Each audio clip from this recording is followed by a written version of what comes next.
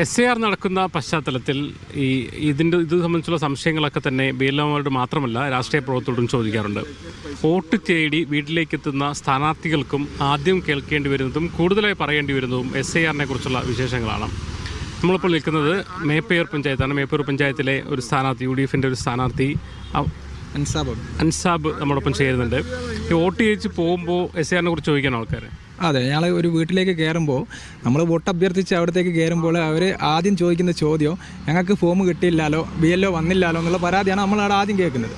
അപ്പോൾ ഞങ്ങൾ എന്താ ചെയ്യുന്നത് വിചാരിച്ചു കഴിഞ്ഞാൽ ഞങ്ങൾ അന്നേരം അവിടെ നിന്ന് വെച്ചിട്ട് വീട്ടിൽ വെച്ചിട്ട് തന്നെ BLO ആയിട്ട് കോൺടാക്ട് ചെയ്യുമ്പോൾ BLO അവരുടെ ബുദ്ധിമുട്ടുകളാണ് നമ്മളോട് പറയുന്നത്. അപ്പോൾ അവർ പുതുതായിട്ട് ഇപ്പം 2 ദിവസമായിട്ട് ഇപ്പോൾ നമ്മളോട് പറഞ്ഞാൽ വിചാരിച്ചു കഴിഞ്ഞാൽ പല സ്ഥലങ്ങളിലായിട്ട് ക്യാമ്പ് ചെയ്യുന്നുണ്ട്. അപ്പോൾ അവിടെ ക്യാമ്പ് ചെയ്യുന്നേരം നിങ്ങളൊരു കാര്യം പറഞ്ഞാൽ മതി, വീട് കയറുമ്പോൾ അവരോട് അവിടെ എത്തിച്ചേരാൻ പറഞ്ഞ ഈ ഒരു ഡേറ്റും സമയവും പറഞ്ഞിട്ട് അവിടെ വരാൻ പറഞ്ഞാൽ മതി, ഞങ്ങൾ അവിടുന്ന് ഫോം കൊടുത്തിട്ട് അവിടുന്ന് ഫില്ല് ചെയ്തിട്ട് ക്ലിയർ ചെയ്യാന്നുള്ളതാണ് അവർ പറയുന്നത്. അതായത് വോട്ട് ചോദിക്കാൻ പോകുമ്പോൾ SAR ക്ലിയർ ചെയ്തിട്ട് വോട്ട് ചോദിക്കാൻ പറ്റുന്ന അവസ്ഥയാണ്. ആ ഒരു അവസ്ഥയിലാണ് ഇപ്പോൾ പോകുന്നത്. ആ ഒരു പരിഭവം വീട്ടിലുള്ളവർക്ക് അവരെ വോട്ട് നഷ്ടപ്പെടുമോ, അതല്ലെങ്കിൽ ഗൾഫിലുള്ളവർക്ക് അവരെ വോട്ട് നഷ്ടപ്പെടുമോ എന്നുള്ള ഒരു ആശങ്ക മൊത്തത്തിൽ ഉണ്ട്.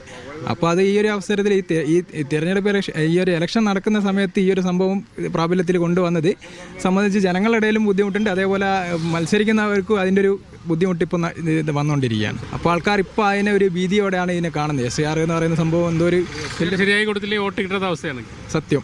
പലരും പറയുന്ന ആ ഒരു അവസ്ഥയിലാണ് ഈ ഒരു ഫോം നിങ്ങൾ ക്ലിയർ ആക്കി തരണം. അപ്പോൾ നമ്മളെ കൊണ്ട് പറ്റുന്ന രീതിയിൽ നമ്മൾ സഹായിക്കുക എന്നുള്ള രീതിയിൽ നമുക്ക് ഫില്ല് ചെയ്യാൻ പറ്റുന്നതാണെങ്കിൽ നമ്മൾ ചെയ്തു കൊടുക്കുന്നുണ്ട്. അതിനുള്ള പ്രവർത്തനങ്ങൾ നമ്മളെ കൂടെയുള്ള ആൾക്കാരും ചേർന്നിട്ട് ഒരു ടീം വർക്കായിട്ട് നമ്മൾ ചെയ്യാൻ നോക്കുന്നുണ്ട്.